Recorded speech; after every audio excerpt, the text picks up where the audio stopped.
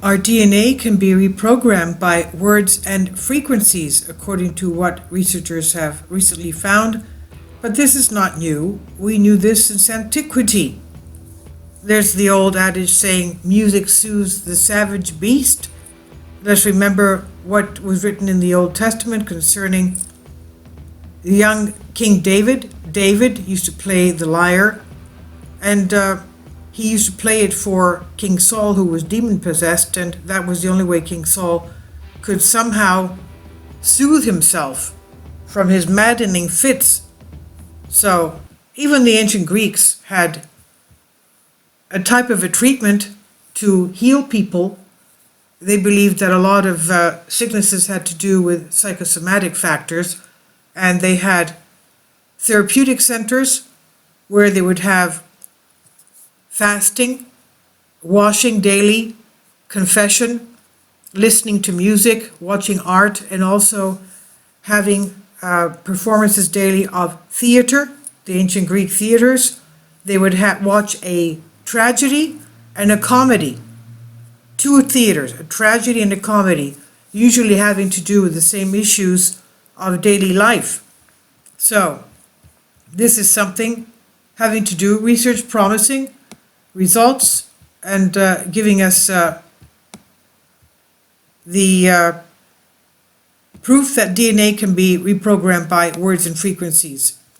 Bruni Brewen, programmer and therapeutic practices since 1989, shared information, purposes only, and not intended as healing, of course, but esoteric and spiritual teachers have known for ages that our body is programmed by language, words, and thought.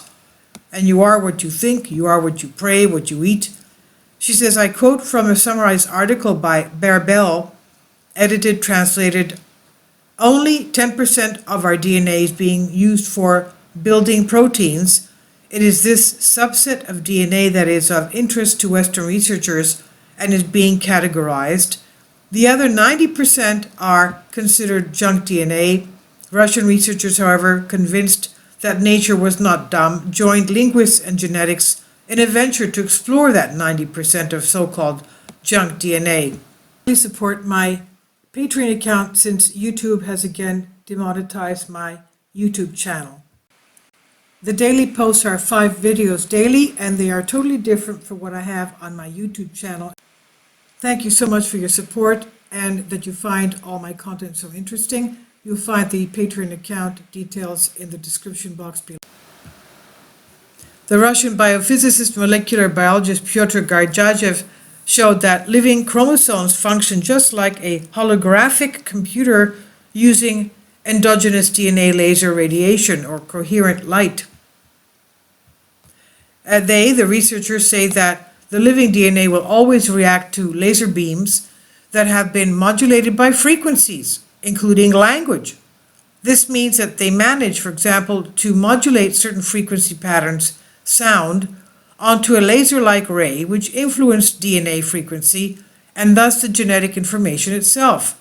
There's evidence for a whole new type of medicine in which the DNA can be influenced, reprogrammed by words and frequencies without cutting out and replacing single genes. And the information is from a book, Verne's Intelligence, von Grasna, Fossar, and France, and the ISBN number is there. Now, as a counselor and clinical hypnotherapist, she says, I've known how powerfully we are able to make changes for clients in hypnosis, but until now did not have the ability to point to the reasons why this worked.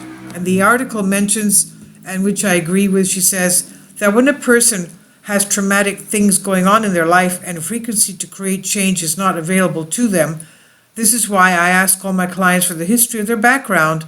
What if life like as a child for them? What was life like as a child? What other negative things did they have happening during life till now? Some people think that is past and they don't want to deal with it or feel that it is no longer a problem.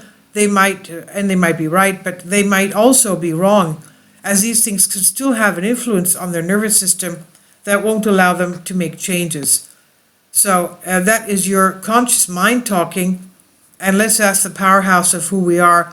The subconscious If it agrees, there is no problem. If it does not agree and says there's still feelings and emotions that you need to release, then for long-term results, you should consider it may be in your best interest to work on that to achieve what you may be having difficulties with. And, okay, obviously, it has to do with your spiritual well-being as well. It's basically what Christianity tells us. Forgive and try and forget. I mean, it's very difficult to try and forget, but we have to do that for our own good as well. I'll leave links below for you for this. Please leave your comments. Thank you for your support.